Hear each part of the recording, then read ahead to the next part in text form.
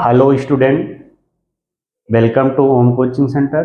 मैं रामू सर आज आपको कक्षा 10 की प्रश्नावली 4.1 के बारे में, द्विघात समीकरण के बारे में अध्ययन करा रहा था। जैसा कि मेरा पार्ट 1 और पार्ट 2 वीडियो में मैंने क्वेश्चन नंबर फर्स्ट को 2 पार्ट में डिवाइड किया था, 4 क्वेश्चन करके मैंने इसको समझा दिया। आज उसी प्रश्नावली 4.1 का क्वेश्चन नंबर 2 में 4 सवाल है, जिसमें से मैं पहला क्वेश्चन बताने चल रहा हूं। तो इसमें क्वेश्चन यही है दूसरा कि निम्नलिखित को द्विघात समीकरण के रूप में प्रदर्शित करिए। क्वेश्चन है आपका, एक आयताकार भूखंड का क्षेत्रफल 528 मीटर स्क्वायर है। क्षेत्र की लंबाई मीटरों में चौड़ाई के 2 गुने से 1 अधिक है।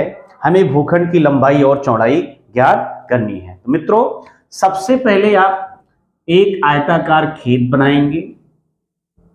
ये आयताकार खेत बना A, B, C और D। अब प्रश्न के अनुसार हम चलेंगे।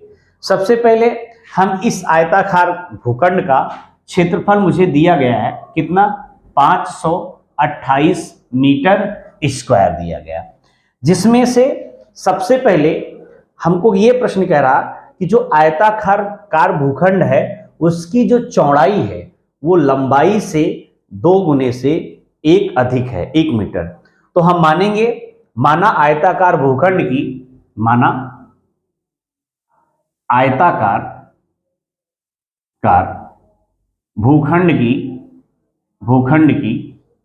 चौड़ाई बराबर x मीटर तथा लंबाई चौड़ाई के 2 गुने से 1 अधिक कह रहा है। ठीक है ना, चौड़ाई के 2 गुने से 1 अधिक कह रहा है, तो मैंने 2 से गुना किया और उसमें से 1 जोड़ दिया तो मेरी लंबाई पता चल गई। अब मुझे ये भी पता है, क्योंकि आयत के सूत्र से, आयत के क्षेत्रफल के सूत्र से क्षेत्रफल A बराबर होता है लंबाई गुणे चौड़ाई। A फॉर एरिया जिसको हम हिंदी में कहते हैं क्षेत्रफल, यानी कि क्षेत्रफल कैपिटल A, अर्थात क्षेत्रफल बराबर हमको दिया है कितना, 528।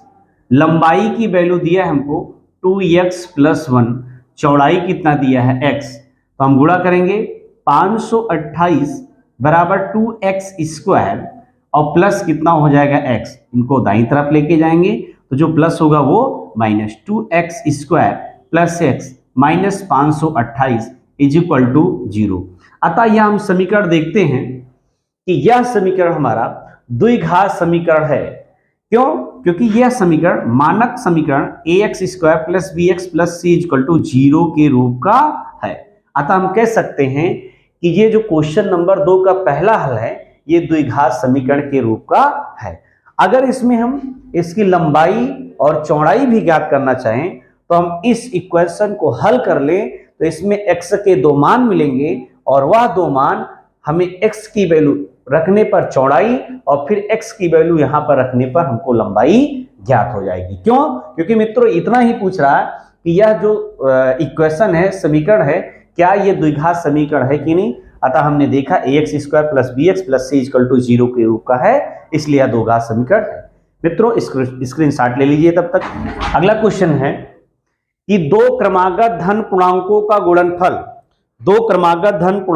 गुणनफल 306 है। हमें पूर्णांकों को ज्ञात कीजिए। चलिए, अगर आपको पूर्णांक की बात करता है तो सबसे पहले पूर्णांक के लिए हम x बराबर कोई भी वैल्यू है, वो x हो या y हो, कोई भी चर राशि हो, हम मान सकते हैं। दूसरा सवाल, सबसे पहले मानेंगे, माना पहला पूर्णांक बराबर कितना है x, दूसरा पूर्णांक बराबर x + 1। अब प्रश्न के अनुसार कह रहा है कि 2 क्रमागत क्रम से आने वाली हैं। अगर हम x की वैल्यू 0 रखेंगे तो यहाँ 0 + 1 = 1, तो 0 के बाद 1 यानी कि क्रमागत है। अगर हम x की वैल्यू 1 यहां रखेंगे, यहां 1 में 1 जोड़ेंगे तो यानी कि पहला 1 दूसरा 2, तो ये भी क्रमागत है। अगर क्रमागत कहीं संख्या की बात करती है धन पूर्णांक की, तो पहला x, दूसरा x+1, तीसरा x+2, चौथा x+3, इसी क्रम में सो मानते जाएंगे। अगर जितने पूर्णांक की बात करेगा उसी में उतनी पूर्णांक को लिखते हुए चले जाएंगे। तो मैंने पहला पूर्णांक माना है x, दूसरा पूर्णांक माना है x+1। अब प्रश्न के अनुसार दोनों पूर्णांकों का गुणनफल 306 है। तो पहला पूर्णांक, अब प्रश्नानुसार दोनों पूर्णांक यानी कि x गुणे दूसरा x+1 इज इक्वल टू कितना दे रहा है, 306। तो 306 में मित्र इसमें से x को x से गुणा करेंगे, फिर x को 1 से गुणा करेंगे, x का x से गुणा करेंगे x², x को 1 से गुणा करेंगे x हो जाएगा, फिर बराबर कितना 306। मित्र हम ये देखते हैं कि x² प्लस x माइनस 306 बराबर कितना है, 0। अतः यह हम देखते हैं कि ax² plus bx plus c equal to 0 के रूप का है। अतः यह दो घात समीकरण है, क्योंकि हमारा प्रश्न यही इतना पूछ रहा है कि निम्न स्थितियों को द्विघात समीकरणों के रूप में व्यक्त कीजिए, हल करने की बात नहीं कर रहा है। शेष अगले वीडियो में दोनों क्वेश्चन को सॉल्व कराएंगे। तब तक के लिए धन्यवाद।